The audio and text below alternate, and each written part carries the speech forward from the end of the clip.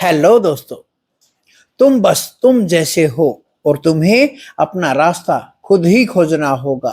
सहारे मिल सकते हैं, सुझाव मिल सकते हैं, आदेश नहीं। दूसरों की समझ के प्रकाश में तुम अपनी समझ को जगा सकते हो, लेकिन दूसरे के जीवन को ढांचा मानकर अपने को ढाला की मुक्ति तो दूर, जीवित भी तुम न रह सकोगे। तब तुम एक मुर्दे की भांति होोगे, एक अनुकृति जिसकी आत्मा खो गई है। और तुम्हें अगर कुछ होना है तो बस अपने ही जैसा होना है। कोई दूसरा न तो आदर्श है, न कोई दूसरा तुम्हारे लिए नियम है, न तो कोई दूसरा तुम्हारा अनुशासन है।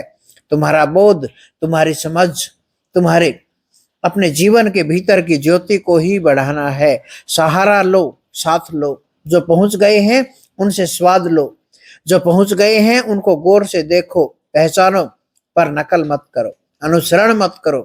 तुम समझना, देखना, सीखना, स्वाद लेना। उसी स्वाद, समझ और सीखने से तुम्हारी अपनी अंतर ज्योति जगने लगेगी। उस अंतर ज्योति के प्रकाश में ही तुम पहुंच सकोगे।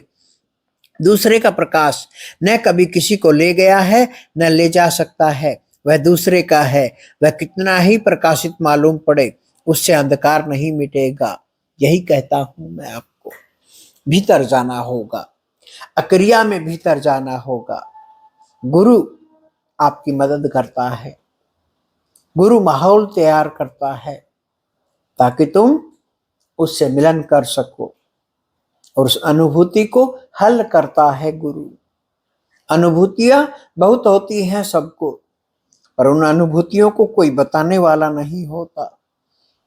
सच्चा गुरु तुम्हें अनुभूति करवाता है, फिर तुम स्वयं बोल पड़ते हो, अहम ब्रह्मास्मि, मैं ही ब्रह्म हूं, मैं ही परमात्मा हूं। गुरु परमात्मा है, पर एक दिन मैं भी परमात्मा हो जाता हूं। तभी अंदर से आवाज आती है, अहम ब्रह्मास्मि, मैं ही ब्रह्म हूं, मैं ही अमृत हूं।